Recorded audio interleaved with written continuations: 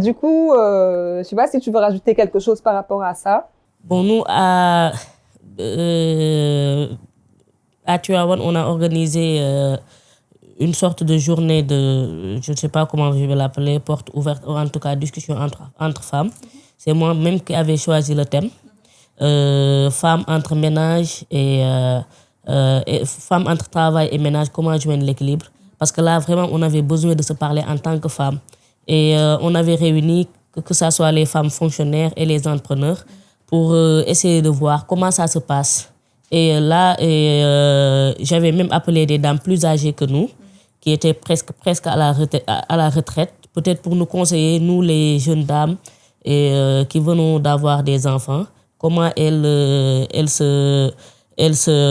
s'organisaient en tout cas pour être équilibrées. Et il y en a certaines qui ont dit peut-être ils ont eu le soutien de leur mari, d'autres ne l'ont pas. Certains ont eu le soutien de leur belle famille, d'autres ne l'ont pas. Mais le plus souvent, ils ont eu, pour ceux qui ont la chance de vivre avec leur mère dans une même commune, ils ont eu la chance peut-être une fois d'aller au travail tôt le matin, d'amener l'enfant au niveau de sa mère pour qu'il puisse le garder, le temps qu'il l'amène à la crèche. Parce que pour certains enfants qui sont vulnérables, on ne peut pas directement les amener à la crèche.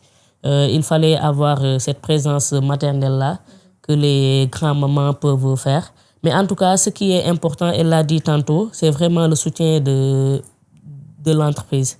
Parce que moi, j'étais obligée de fermer ma boîte jusqu'à ce que mon enfant puisse avoir 5 mois. Donc, pendant les 5 mois, j'étais la seule à travailler dans mon entreprise. Parce que les charges étaient un peu lourdes. Je ne pouvais plus subvenir à la charge de la location, payer les 2 salariés que j'avais et rembourser les dettes. Donc, j'avais choisi de fermer le local, libérer mes 2 employés. Et peut-être cet argent-là que j'avais, je pouvais rembourser à la banque et travailler seul dans mon entreprise. Donc, j'étais passée d'une entreprise de 3 personnes à une entreprise unipersonnelle avec et voilà, une maman qui a un enfant de 5 mois. Donc, non seulement j'étais fatiguée, j'avais besoin de repos, mais maintenant, le travail que le chef de production faisait ainsi que le gérant, c'est moi qui étais obligée de le faire dans ma maison. Donc, j'avais même plus un local de production.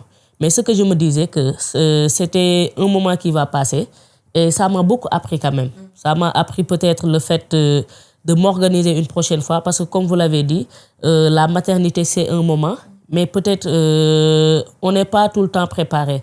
Et là même, j'en appelle aux gynécos ou peut-être aux badianougor, lorsque les mamans tombent enceintes, vraiment de leur préparer sur qu'est-ce qui va leur attendre. Parce que moi, c'est comme si je suis sortie d'une atmosphère à une autre. Voilà, c'est un monde nouveau. C'était vraiment des choses dont je ne m'attendais pas. C'est une lourde responsabilité qui est venue tomber sur moi. Donc, que je ne pouvais pas assumer pleinement, mais que, comme elle l'a dit, je ne pouvais pas aussi me plaindre tout le temps. Parce qu'on était femme entrepreneur, connue peut-être pour son succès. Les gens nous voient de haut. On ne peut pas se plaindre tout le temps. Peut-être, comme elle l'a dit, on peut se refermer sur nous, même pleurer. Mais moi aussi, pendant cette période, il y a une chose que j'aimerais partager qui m'a beaucoup aidé. Peut-être c'est le sport. Parce que même quand j'ai dit à ma gynéco que j'ai recommencé à faire le fitness, je vais même recommencer à faire de la boxe, elle m'a dit, toi là, reste tranquille, tu es césarisée. Tu peux pas t'obliger à faire des activités sportives intenses. Mais j'étais obligée de le faire parce que si je ne faisais pas ce sport, en tout cas pour sortir ce qui me stressait et tout, ça allait être encore pire. Et là, ça va influencer sur ma productivité. Donc, j'étais obligée d'arrêter la boxe un peu pour faire le fitness. Mais en tout cas, une activité sportive qui me permettait en tout cas de libérer la tête et peut-être de penser à ma reprise.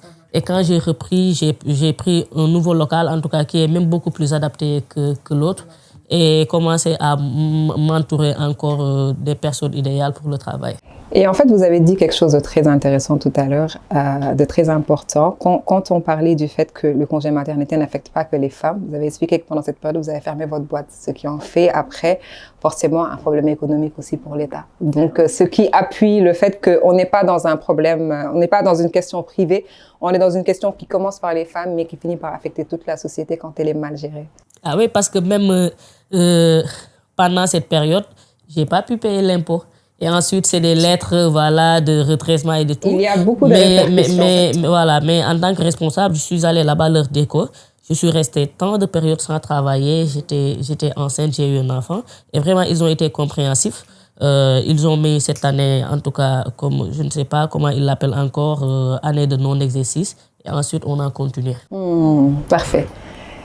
Et du coup, je pense qu'on arrive à la fin de cet épisode où on a discuté de beaucoup de points qui sont très importants. Donc, notamment comment la reprise s'est passée pour les femmes entrepreneurs, en dehors de ce qu'on pense, ce qu'on imagine, d'avoir vos propres expériences sur ces questions. On est revenu sur le fait que c'est une question non seulement de justice sociale, mais c'est aussi une question qui touche non seulement aux femmes, mais également aux familles, aux sociétés, à l'économie. Donc, c'est important de trouver des solutions pour ça. Là qu'on arrive à la fin, j'aimerais savoir si pour chacune, vous avez un mot de la fin que vous souhaitez dire avant qu'on ne termine. Certaines femmes disent on est des superwomen. Moi, je suis juste une femme. Voilà. Et ça suffit. Une femme, voilà. Ça suffit largement. Pour terminer, je veux juste que les hommes, même certaines femmes comprennent mieux les femmes. Tout à l'heure, tu le disais, on est tiré de partout, la famille, le travail, la société, etc. Et on s'épuise, on se retrouve seul. Donc, c'est juste de demander d'avoir pour chacune un village. Donc, pas le demander forcément parce que les autres puissent avoir à des moments de vulnérabilité comme la grossesse ou l'accouchement, que les gens puissent être là. Surtout, bon, si on reste sur ce thème-là, des femmes entrepreneurs, que ce soit les collaborateurs, que ce soit les partenaires, qu'ils puissent comprendre que c'est une période qui est différente. De ne pas juger l'entrepreneur par rapport à cette période. Donc, moi, par expérience, on m'a jugée sur cette période-là alors que je n'étais pas moi-même, je ne me retrouvais pas. Donc, juste un peu plus de compréhension sur cette partie-là. Après, sur la partie loi, etc., c'est d'une urgence incroyable parce que ça ne touche pas juste la personne, l'entrepreneur, mais l'entreprise. Et quand on parle d'entreprise, on parle d'emploi. Voilà, comme vous le dites, il y a 2 personnes qui ont perdu leur salaire, comme ça, leur emploi. Donc, on parle d'emploi. Il y a un impact incroyable derrière et qui est très souvent minimisé. Donc, moi, je sonne la cloche d'alarme. Il faut vraiment que quelque chose soit fait. Merci beaucoup. Ami, ce serait quoi le mot de la fin? Bon, moi, je dirais que la maternité, quoi qu'elle puisse être une période difficile, c'est vraiment une belle période où vraiment on découvre une vie au-delà de la nôtre. Et c'est quelque chose de formidable. Et en tout cas, peut-être le fait de manquer de soutien peut influer sur la santé mentale de l'entrepreneur. Mais aussi, il y a un don du ciel qui vient. Par exemple, moi, quand mon enfant me fait un clin de sourire, quelles que soient les difficultés que j'ai passées à l'entreprise, c'est comme si vraiment... Voilà, c'est un ouf de soulagement. Donc finalement, on se dit que c'est compliqué, mais quand même, ça vaut le coup. Peut-être il faut juste l'encadrer. Et même ce que je dis maintenant aux entrepreneurs que je forme, c'est vraiment de préparer cette période.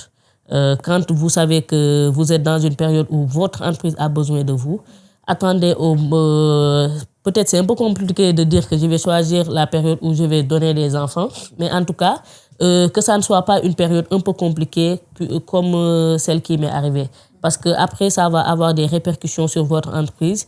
Et même si vous n'êtes pas fort mentalement, ça pourrait même avoir des répercussions sur la santé de l'enfant. Alors qu'on parle d'une vie, c'est vital. Et quoi qu'on puisse dire, ce que nous faisons, moi, à chaque fois, mon fils, il a 3 ans, mais je lui dis que cette entreprise, c'est pour toi. Et puis, si Dieu décide que tu auras des frères et des sœurs, en tout cas, c'est pour vous. Donc, puisque c'est pour eux que l'on travaille, mieux vaut les encadrer, les gérer, pour qu'ils puissent demain prendre les rênes des empires que leurs mamans sont en train de construire. C'est tout ce que nous leur souhaitons.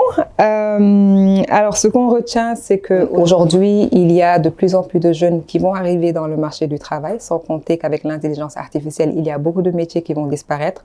Donc, la question est comment est-ce qu'on anticipe et comment est-ce qu'on organise la protection sociale pour le présent, mais également pour l'avenir.